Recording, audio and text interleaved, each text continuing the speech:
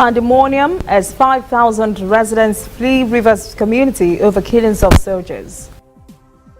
INEC declares the Mosun Okorocha senators-elect despite party suspension.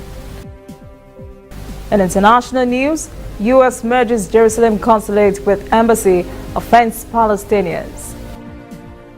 And in sport, Etoile defeats Enugu Rangers in CAF Confederation Cup.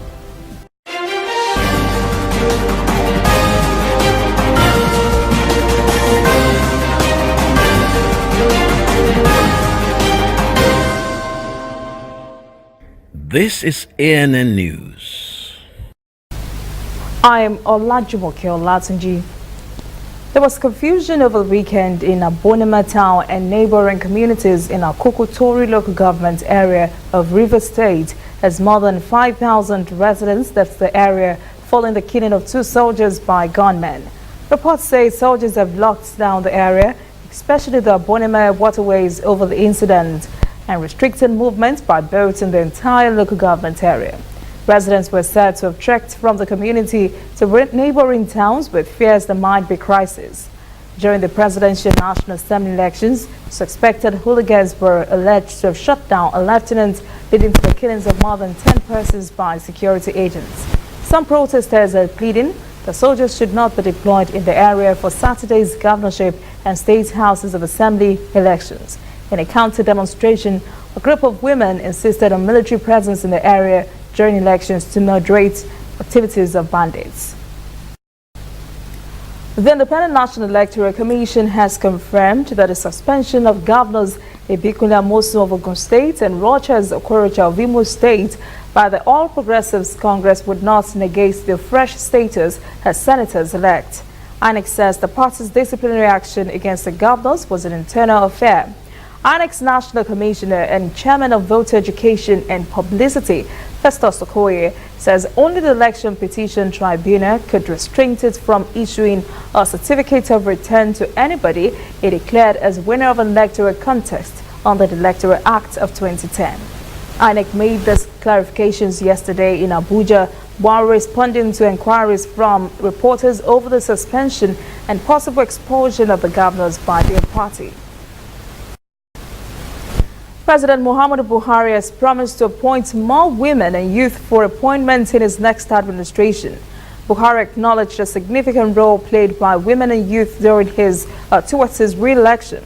He says his administration would not disappoint them in the next 4 years. Buhari met with the All Progressives Congress Women and Youth Presidential Campaign team at a dinner in Abuja to celebrate his re-election. The president says only those with integrity and Nigeria's interest would be considered for appointment in his next cabinet. The president said more fertilizers were being made available to Nigerian farmers at a lower rate, and the Nigerian youth should embrace agriculture to ensure more food sufficiency and export. I feel so indebted because I have no idea how much time and resources you individually and collectively put to make sure we succeed. I thank you very much indeed. The chairman of the United Bank for Africa Group, Tony Elumelu, has advised President Muhammadu Buhari to address in his second term Nigeria's epileptic power situation and support operators of micro, small and medium-scale enterprises. Elumelu says access to electricity is critical to growing the Nigerian economy. The UBA chairman says countries that prioritize their small and medium-scale enterprises do very well in creating employment and alleviating poverty. He expressed confidence in Buhari's government and expects him to do more in supporting small and medium-scale enterprises through policies and incentives that will encourage performance. To court matters, the Federal High Court in Abuja has declared as illegal and unconstitutional the January deportation of 47 Cameroonians from Nigeria. The key Cameroonian separatist leader, Julius Siziku Ayu Tebe, president of the self-declared Republic of Ambazonia, who along with his supporters was arrested by Nigerian intelligence agencies at their hotels in Abuja. They were allegedly subsequently held at an underground detention center in Abuja without access to their families, lawyers and doctors. The group was sent back to Cameroon on Boxing Day. Ayu Katabe was then put on trial at a military court in Yaoundé for terrorism a few days later. The move was denounced by United Nations High Commission on Refugees, UNHCR. The lawyer Femi Falana argued that the arrest and detention of refugees and asylum seekers constituted a breach of Nigeria's constitution and the African Charter on Human and People's Rights. In her judgment, Justice Chikere agreed with the plaintiff's counsel, Femi Falana, saying that the Nigerian government lacks the power to deport refugees and asylum seekers. The Joint Admissions and Matriculation Board, JAMB, says it will not go back on its decision to use biometrics in the conduct of its unified tertiary examination. JAMB says the biometrics verification machine was introduced by the board in an attempt to get rid of the numerous forms of examination malpractices. The board says the BVM was a security mechanism used for the authentication of candidates' identity as it provided access to the individual data based on physiological characteristics. The increasing threat of identity fraud during the board's UTME before the advent of the BVN necessitated its introduction for capturing biometrics of candidates to counter fraud. The Nigeria Extractive Industries Transparency Initiative, NATI, says the country lost at least $16 billion over a 10-year period between 2008 and 2017 because of non-review of the 1993 production sharing contracts with oil companies. NATI says the study, which was done in conjunction with Open Oil, a Berlin-based extractive sector transparency group, indicates that the losses could be up to $28 billion. At inception in 1993, the PSC terms were drawn up to attract oil and gas companies to invest in the exploration and production of offshore fields, considering the risk involved and low oil prices. The Federal Airport Authority of Nigeria says it plans to decongest the Murtala Muhammed International Airport in Lagos. The agency said the new terminal in Lagos would be inaugurated soon. The agency in charge of airports across the country said it had commenced discussion with airlines to divert some of the traffic to airports outside Lagos, especially to the newly constructed terminals. FAN says it will help to pull the new terminals in Port Harcourt International Airport and in Nnamdi Azikiwe International Airport in Abuja to maximum use. FAN's General Manager, Corporate Affairs, Henrietta Yakubu, says Turkish Airlines and Emirates had indicated their readiness to commence scheduled flight operations from Port Harcourt and Abuja, respectively, from June, while Air Peace would also begin direct flights to Dubai from Port Harcourt from next month. Coming up, African stories: 4 Americans die in Kenya helicopter crash. And later, international news: U.S. merges consulate with embassy in Jerusalem, offends Palestinians.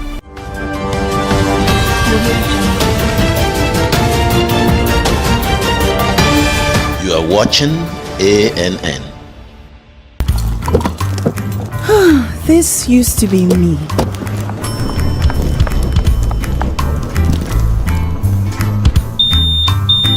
But that was before I got the perfect bag. It's handy and easy to use. All I need in one compact space, just like my MTN Extra Value plan.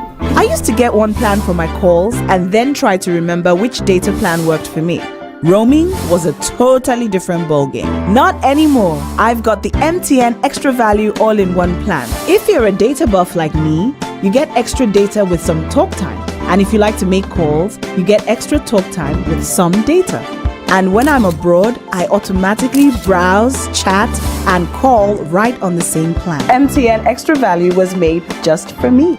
More of data or calls, whichever one you prefer. MTN Extra Value is made just for you. Welcome back. This is ANN News. Now to international stories. The United States has officially merged its Jerusalem consulate with its embassy, effectively downgrading the status of a main diplomatic mission to the Palestinians. For decades, the consulate functions as a de facto embassy to the Palestinians. Now, that outreach will be handled by a Palestinian Affairs unit under the command of the embassy. The symbolic shift hands authority over the U.S. diplomatic channels to the West Bank and Gaza to Ambassador David Friedman, a longtime supporter and fundraiser for the West Bank settler movement and fierce critic of the Palestinian leadership. Palestinian officials say Erekat called the move the final nail in the coffin for the U.S. Role in peacemaking.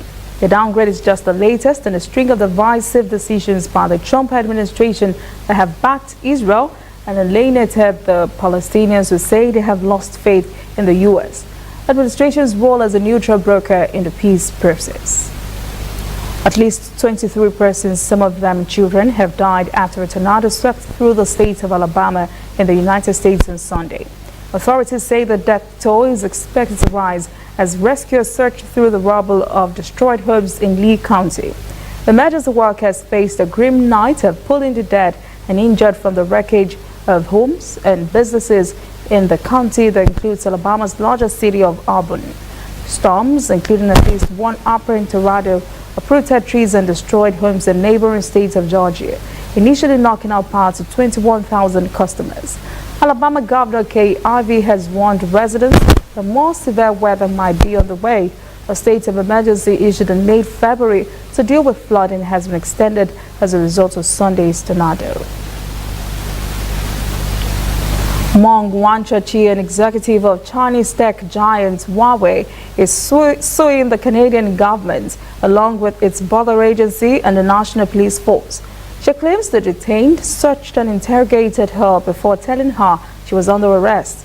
Her lawyers said on Sunday they have filed a notice of civil claim in the British Columbia Supreme Court. Canada arrested Meng, daughter of Huawei's founder, at the request of the United States in December at the airport. She was accused of fraud. Canada says she misled banks about the company's business dealings in Iran. Meng's lawsuit alleges that instead of immediately arresting her, Canadian authorities interrogated her under the guise of a routine customs examinations. She claims they used the opportunity to compel her to provide evidence and information.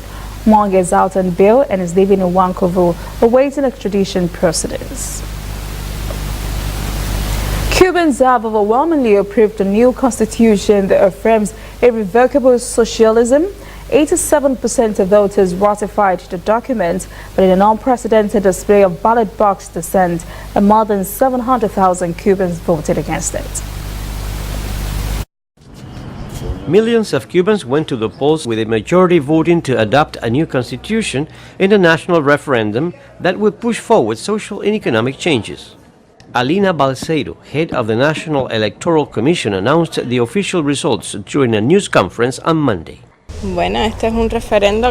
This is a referendum that I consider modern and in the interest of young people, especially because we are the new generation that will assume future responsibilities. I voted yes because I understand that this constitution will bring more benefits and improvement to our country. In adopting the new constitution, Cubans approved a series of reforms which recognize owning private property and foreign investment, critical to the country's development. Also included is a government restructuring which empowers municipal administrations, establishes a prime minister's office, and imposes age and term limits for the president. For political analyst Rafael Hernandez, this has been a step forward. It is very positive because it is renovating what some political scientists call the social contract between the society and the state. I think it is more than that. I think it is basically the renovation of the citizenship condition, the role of citizens. The new constitution has been adopted. Now it needs to materialize through the passing of new legislation that turns its articles into tangible policies towards the advancement of the country and to the benefit of the Cuban people. China has launched a 4-year plan to develop its 4K ultra high-definition video industry, preparing to be the future home to the world's largest UHD product market. A report published on the website of China Radio International under the China Media Group on Saturday says the sector would cover chips, panels, networking, and digital services. This, it says, would provide a feast for the eyes as a huge number of businesses will bloom. The industry would attract a $600 billion investment. The world's first 4K UHD television channel was launched in South Korea more than 4 years ago. Similar UHD projects have been launched in the United States, Europe, and Japan, with 4K televisions sold like hotcakes in those countries. China says its 4-year plan will make breakthroughs in key technologies related to broadcasting and entertainment. Up next, sports. Etoile defeats Enugu Rangers in Confederation Cup. Stay with us.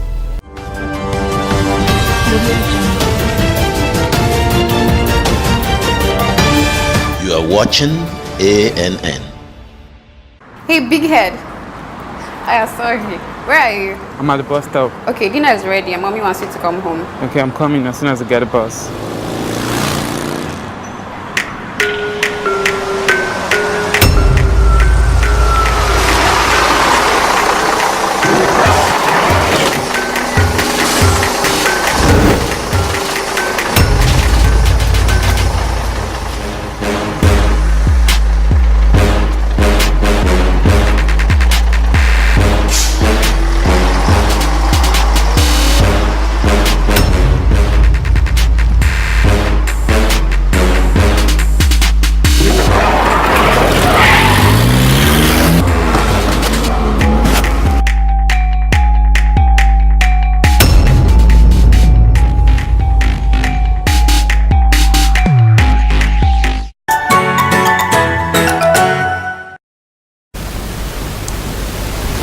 Welcome back. This is ANN News. Now to African stories.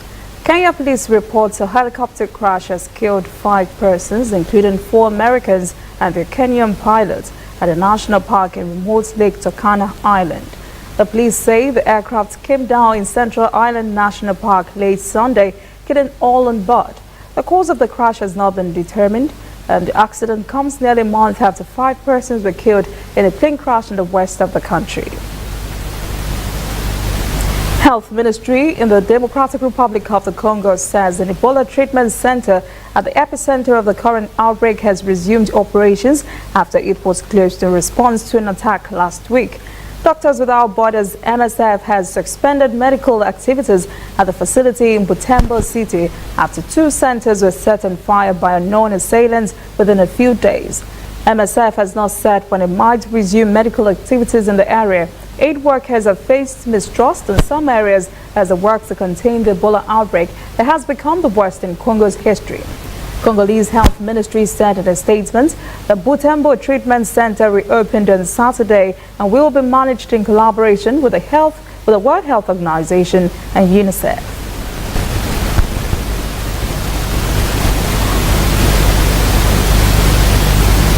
Meanwhile, the United States Agency for International Development has given $240 million towards a program that seeks to reduce new HIV infections among adolescent girls and young women in Namibia. The program, titled the Determined, Resilient, Empowered, Aid-Free and Safe Program, Dreams, will provide comprehensive solutions empowering young women to remain HIV-free and achieve their full potential. USAID Country Representative Randy Colstead said in a statement the program will go beyond traditional health services to address risk factors such as dropping out of school, social isolation, economic disadvantage, and gender-based violence. He said the education packages are expected to reach 15,000 adolescent girls and young women with HIV and gender-based violence at both school and community levels by September. The biggest anti-government mass demonstration since the Arab Spring 8 years ago is taking place in Algeria.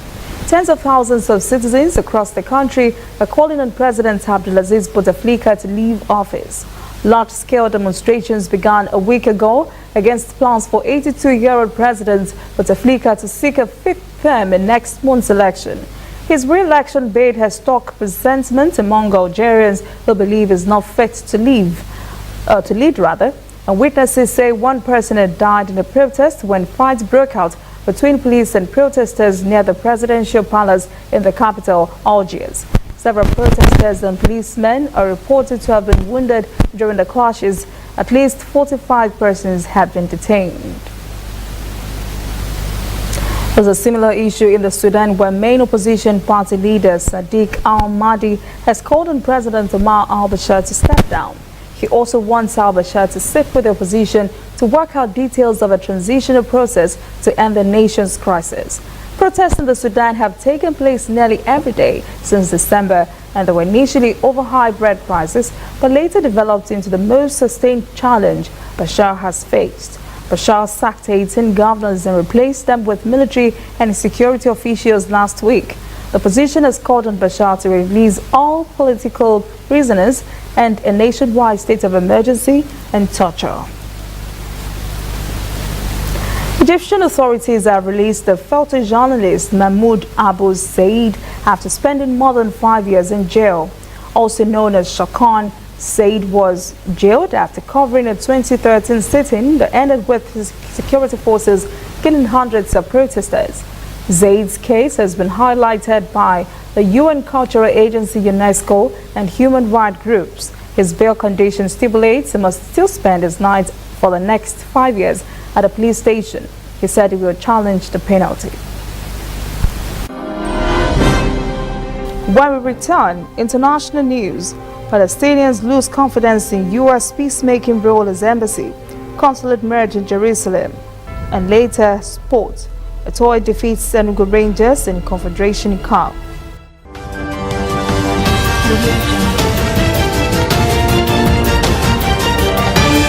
You are watching ANN. Looking for some Disney magic but don't know where to find it? We've got a magical solution just for you.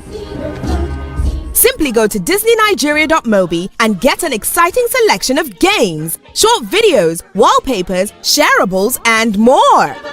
Explore a whole new world of Disney on your mobile, tablet, or PC. For just 200 Naira monthly, you get to enjoy the fun to infinity and beyond. SMS Disney to 11006 to begin. Terms and conditions apply. This service is only available to MTN customers. Welcome back. This is ANN News. Now to sport. Enugu Rangers' hope of reaching the CAF Confederation Cup knockout stage has been hampered after a 2-0 defeat to Etoy Sportive du Sahel in Enugu. The 2 goals, one in each half, was all that the Tunisians needed to up their position in the group. Mahan and Hache scored for the visitors in the 19th minute to give Etoy the lead over Rangers in the Sunday encounter in the coal city. Rangers coach Olugbenga Ogunbote attributed the loss to his players' injuries. Ivory Coast Nations Cup winning goalkeeper Boubacar Bari has announced his retirement from football with immediate effect. His retirement comes exactly 4 years after the 39-year-old retired from international matches after helping the Elephants win the 2015 Africa Cup of Nations. Bari, whose career lasted for more than 2 decades, was part of Ivory Coast's golden generation, which included the legendary Didier Drogba, Yaya Toure, Kolo Toure, and Javinho. That is ANN News this evening. Thank you for joining us. For details on this and other stories, visit the website annafrica.net. Conversation continues on social media platforms, Twitter, Instagram, and Facebook at ANN Africa TV.